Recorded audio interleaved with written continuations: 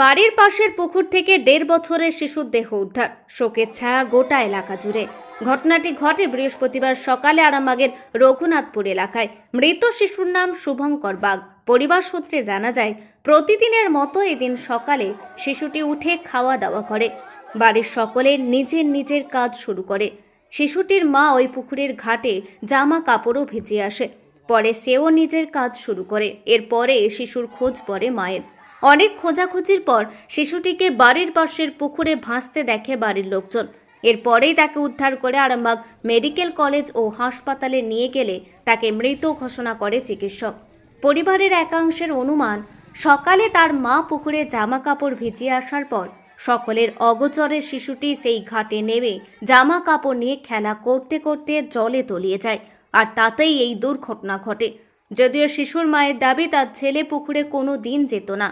তারপরেও কি করে এই ঘটনা ঘটলো তা নিয়ে সংশয় রয়েছে তার মায়ের মনে। জানা গেছে, শিশুর বাবা পেশায় প্যান্ডেল মিস্ত্রি। তার 2টি সন্তান। প্রথম সন্তান মেয়ে, এই শিশু তার দ্বিতীয় সন্তান এবং পরিবারের সবথেকে ছোট্ট সদস্য। আজ তাকে হারিয়ে কান্নায় ভেঙে পড়ে তার পরিবারের সদস্যরা সহ প্রতিবেশীরা। বেশিক্ষণ নয়, 8 ঘন্টা জোর হবে। আমি পুজো করছিলাম, বাচ্চা দোয়ারে তখন খেলা করছিল, পুজো করছিল। পুজো করে এসে আমি কাপড়গুলো ঘাটে মেখে এসে আমি বলছি, মা না ভাই কই রে? বলছে, মা ভাই তো দুয়ারি খেলা করছিল। তারপরে ছেলেকে আর দেখতে পাইনি গো।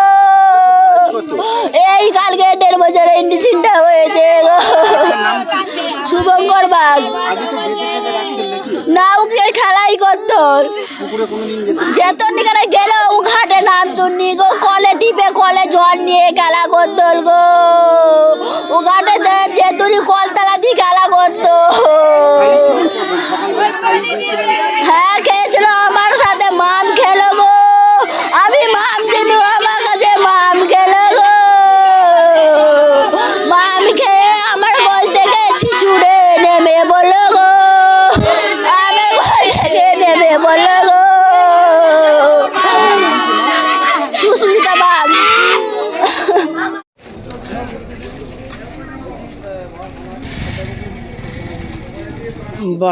বাড়ি থেকে ওর মা কাপড় মেখে রেখে গেছিলো ঘরে, ঘাটেতেই একেবারে। আমি ওকে সকালবেলা খাইয়ে রেখে আমি একদিন কাজে যাবো, আমাকে জোর করে কাজে নিয়ে গেল। কাজে নিয়ে যাওয়ার পর আমি যেয়ে খানিক্ষণ কাজ করেছি।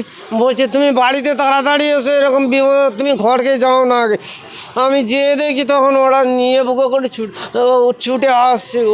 আমি থাকিনি বাড়িতে, ওর মায়েতে আরও জেঠিমায়েতে ছিল ঘরেতে। আর ও দাদা নাকি দেখতে পেয়েছে, ভেসে গেছে। বাড়ির পেছন এই পুকুর আছে একটা বড়। দিয়ে তারপরে আমাকে কাজ থেকে ডাক বলছে, তুমি তাড়াতাড়ি এসো। আমি সেইখান থেকেই ছুটে সাইকেল সেইখানে সব পড়ে আছে। আমি এসে দেখছি যে ওরা জল বার করে নিয়ে এসে আমার কোলে মরে